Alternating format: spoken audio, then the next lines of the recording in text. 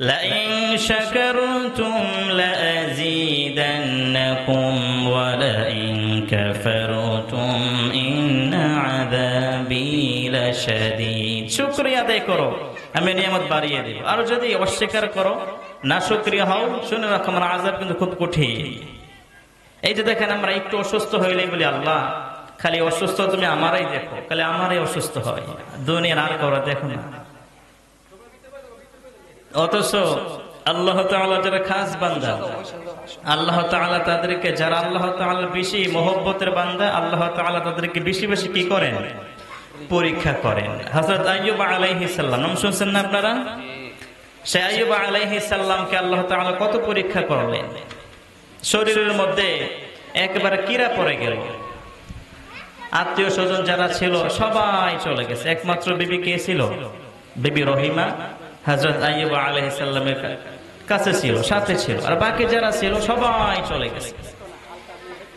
তো বিবি রহিমা ওনার কাছে ছিলেন। এখন বিবি রহিমা উনি কাজ করে স্বামীর জন্য খাবার আনতেন।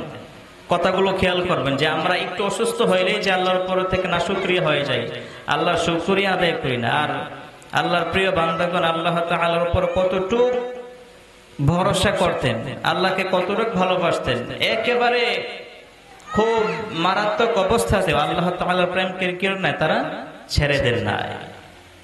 আইয়ুব আলাইহিস সালামের স্ত্রী বিবি রহিমা, ঘরে কোনো খাবার নাই। আইয়ুব আলাইহিস সালাম অসুস্থ মানুষ, তার বিবি রহিমা মানুষের বাড়িতে কাজ করে। বিবি রহিমা মানুষের বাড়িতে কাজ করে, স্বামীর জন্য খাবার নিয়ে আসে। যখন কাজ করতে যাইতো, আস্তে আস্তে মানুষ জেনে ফেললো যে তার স্বামী বসন্ত রোগে আক্রান্ত। যদি তাকে আমরা কাজ করতে দেই, যদি সেই আমাদের করে কাজ করে, তাহলে তার স্বামীর যে রোগ আছে ওই রোগটা আমাদের হইতে পারে, সুতরাং তাকে আর কাজ দেওয়া হবে না। বিবি রহিমাকে আর কাজ দেওয়া যাবে না। শেষ পর্যন্ত উনি আর কাজ পাইলেন না। এখন খাবার কোত্থেকে আনবেন? স্বামী অসুস্থ, উনি কি করবেন? তারপর বিবি রহিমা এখন খাবার জোগাড়ের জন্য কি করবেন? কিতাবে আসছে বিবি রহিমা চুলগুলোর দুইটা বিনি ছিল। একটা বিনি খুব সম্ভ্রান্ত একটা পরিবার থেকে, সম্ভ্রান্ত একটা পরিবারের কাছে চুলের একটা বিনি বিক্রি করে দিলেন। বিক্রি করে দিয়ে তার কাছ থেকে সুস্বাদু খাবার আনলেন, খুব চমৎকার খাবার, রাজকীয় খাবার তার কাছ থেকে আনলেন, এনে আইয়ুব আলাইহিস সালামের সামনে উপস্থাপন করলেন।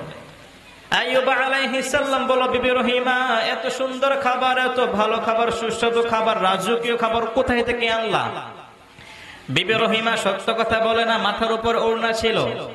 বিবি রহিমা বলে, স্বামী আমি মানুষের বাড়ি থেকে কাজ করি, আপনার জন্য এই খাবার নিয়ে এসেছি গো স্বামী, আমি আপনার জন্য মানুষের বাড়িতে কাজ করে খাবার নিয়ে এসেছি।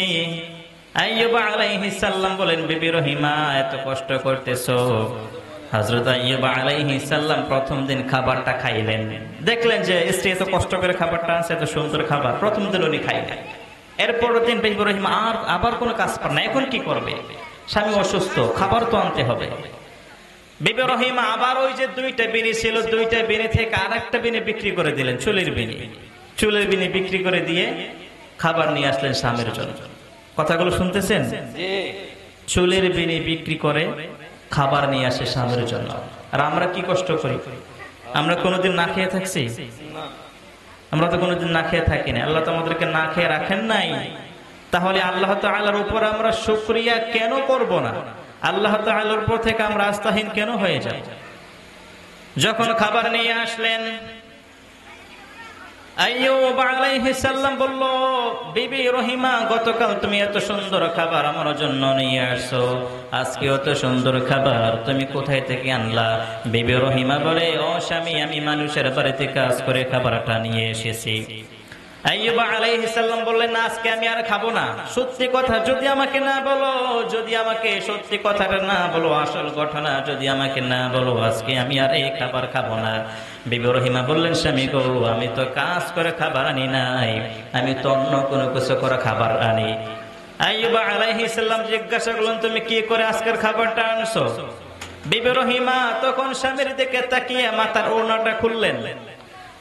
আইয়ুব আলাইহিস সালাম দেখেন বিবির মাথায় যে সুন্দর চুলগুলো ছিল, একটা চুলও নাই, একটা চুলও নাই। ওই যে মাথা চুল বিক্রি করে কি আনছে, স্বামীর জন্য খাবার, কত কষ্ট করছে ওনারা, তারপর কি হন নাই আল্লাহ তাআলার উপর থেকে নাশুকরিয়া হন নাই। আমরা একটু হলেই আল্লাহর উপর থেকে নাশুকরিয়া হয়ে যায়, আল্লাহ আমারে গেলে দেখো, আমারে রোগ দেও, আমারে বালা মুসিবত দেও।